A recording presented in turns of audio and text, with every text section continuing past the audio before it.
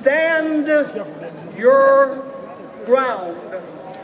And we can think of standing your ground in the negative, but I ask you today to flip that coin and make stand your ground a positive ring for all of us who believe in freedom and justice and equality, that we stand firm on the ground that we have already made and be sure that nothing is taken away from us, because there are efforts to turn back the clock of freedom.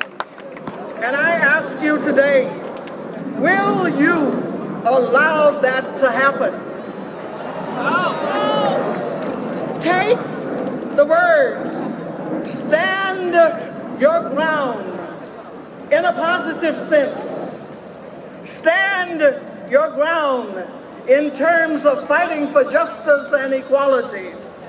We've had wonderful speakers here, and we'll have even more who will outline those things to you, but I think you know what I mean. Take a negative and make a positive out of it. Assess where we are today. Assess where we have come from. Assess where we can go. Standing our ground for justice, for freedom, for equality. And I stand here today and I ask the question, ain't I a woman? Yes. Where are the women that need to be acknowledged in this movement for freedom and justice? We must not forget them. We must not forget Coretta Scott King. We must not forget Betty Shabazz. We must not forget all of the other women who poured in the sweat and the tears to move us further. So if you do nothing else, if you take nothing else from my heart and what I have said, stand your ground for freedom and justice and do whatever is necessary that's legal to move this country forward, because we are on standstill today. Standstill that looks toward the back, and we must not have that. And I think of us as trees in a forest of people, trees with a network of roots that reach far and that reach deep. The strength of a tree comes from its roots. We have young people here today who were not born, who were not even thought of being born, but who have embraced the movement of justice and equality for all. Stand by them, guide them.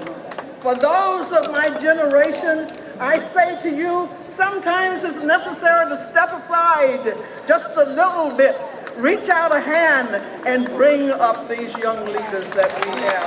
So we need them in America today. This is our country, and we are the trees standing tall for justice.